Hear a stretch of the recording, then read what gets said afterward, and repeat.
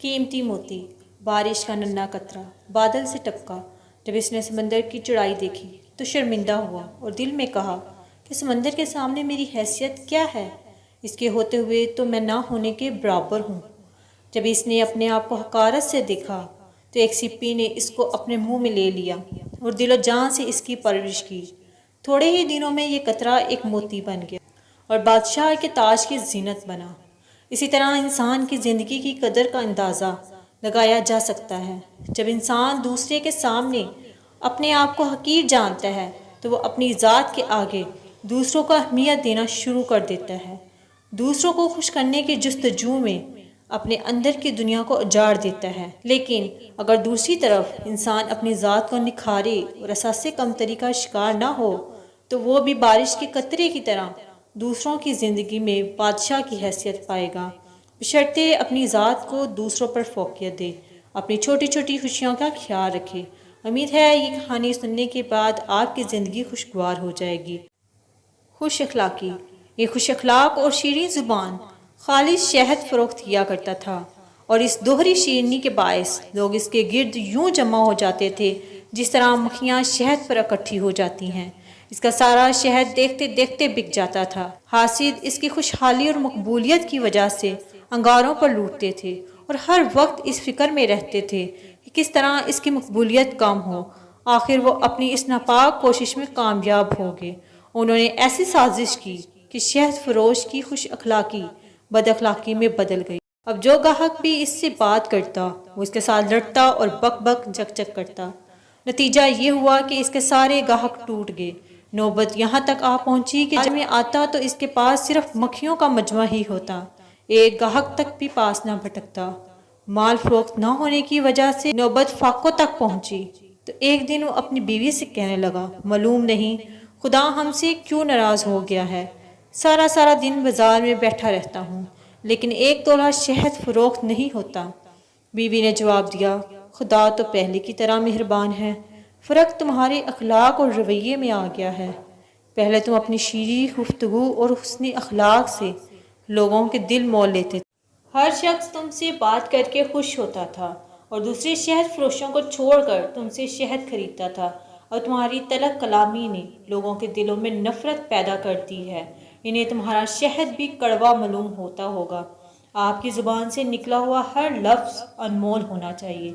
अच्छे अल्फाज इस्तेमाल करके आप हर किसी को अपना गर्विदा बना सकते हैं, लेकिन दूसरी तरफ आपकी बद अखलाकी दूसरों के दिलों में नफ़रत के बीज बो देगी, जिससे आप इस दुनिया में अकेले रह जाएंगे, जिससे फिर इस भरी दुनिया में आपका कोई दोस्त नहीं होगा।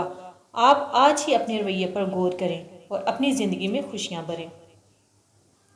जिसका काम इसी को साझे। एक शख्स अशूबे चशम में मुब्तला हो गया। इलाज के लिए सलवत्री जानवरों के मुआलिज के पास गया। इसने वही दुआ जो जानवरों की आंखों में लगाता था इसकी आंखों में लगा दी।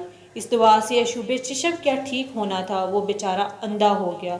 वह सलवत्री से झगड़ने लगा, यहाँ तक कि मामला अदालत में पहुँचा। काजी ने फैसला दिया कि सलवत्री पर कोई ताउन नहीं। अगर ये शख्स गधा ना होता तो सलवत्री के पास क्यों जाता। दानों के नज़दीक ये कब अक्ली की बात है कि ऐसे काम को किसी ना तजर्बा कार आदमी के सुपुर्द किया जाए, जिसके लिए तजर्बात और महारत फ़न लाजमी हो। जिस काम के बारे में आप इल्म व महारत नहीं रखते हैं, इस काम की जिम्मेदारी लेना अक्लमंदों का काम नहीं। लिहाजा अपनी ज़िंदगी में इन कामों को करने की कोशिश करें जिसके बारे में आप इल्म, महारत, अकल, समझ और बूझ रखते हों, वरना आपने वो खबर सुनी होगी, नीम हकीम खतरे जान। सोने की ईंट। एक पारसों को सोने की ईंट कहीं से मिल गई। दुनिया की इस दौलत ने इसके नूर बातन की दौलत छीन ली।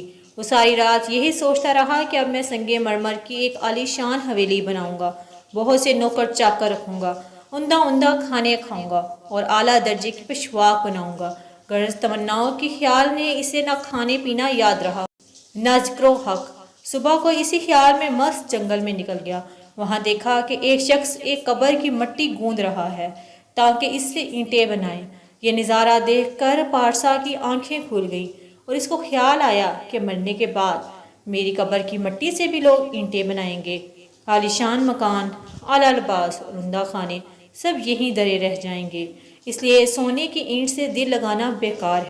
ہاں، دل لگانا ہے تو اپنے خالق سے لگا۔ یہ سوچ کر جس نے سونے کی اینٹ کہیں پھینک دی، پھر پہلے کی طرح زہد و خیانت کی زندگی بسر کرنے لگا۔ دنیا کی زندگی عارضی ہے، لیکن پھر بھی سب اسی دلدل میں دھنستے چلے جا رہے ہیں۔ ہمیں اپنی آخرت کی طرف دھیان دینا چاہیے، جو حقیقی زندگی ہے، جو مرنے کے بعد کی ہے۔ اس کے لیے محنت کرنی چاہیے، اس کے لیے کوشاں رہنا چاہیے۔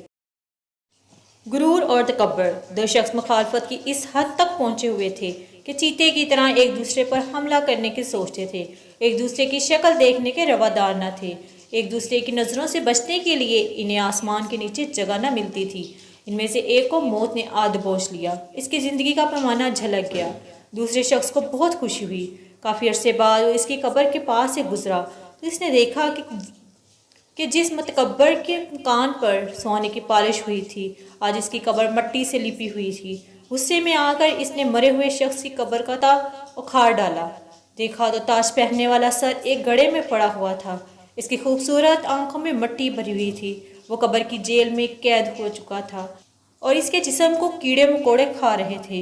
اس کا موٹا تازہ جسم پہلی رات کے چاند کی طرح دبلا ہو چکا تھا اور اس کا سر اور قد تنکے کی طرح باریک ہو گیا تھا۔ اس کے پونچے اور تھیلی کے جوڑ بالکل علیحدہ ہو چکے تھے۔ یہ حالت دیکھ کر اس کا دل بھر آیا۔ اس کے رونے سے قبر کی مٹی تلخ ہو گئی۔ وہ اپنے کرتوتوں پر شرمندہ ہو گیا۔ تلافی کے لیے اس نے حکم دیا کہ اس کی قبر پر لکھ دیا جائے، کوئی شخص کسی دشمن کی موت پر خوش نہ ہو، کیونکہ وہ خود بھی زیادہ دن موت کے ہاتھوں سے بچ نہیں سکے گا۔ اس کی یہ بات سن کر ایک خدا شناس آدمی کو رونا آ گیا۔ کہنے لگا، اے قادر مطلق خدا، اگر تو نے اس کی بخشش نہ کی جس کی حالت راز پر دشمن بھی رو پڑا تو تیری رحمت پر بڑا تعجب ہوگا۔ ہمارا جسم بھی کسی دن ایسا ہی ہو جائے گا کہ اسے دیکھ کر دشمنوں کو بھی رحم آ جائے گا۔ 2 دن کی زندگی ہے، کوئی نہیں جانتا موت کب آ جائے۔ اس زندگی میں کسی چیز پر غرور اور تکبر نہیں کرنا چاہیے۔ اگر آپ کو ہماری ویڈیو پسند آئی ہو، please like, share, comments and subscribe our words talker channel.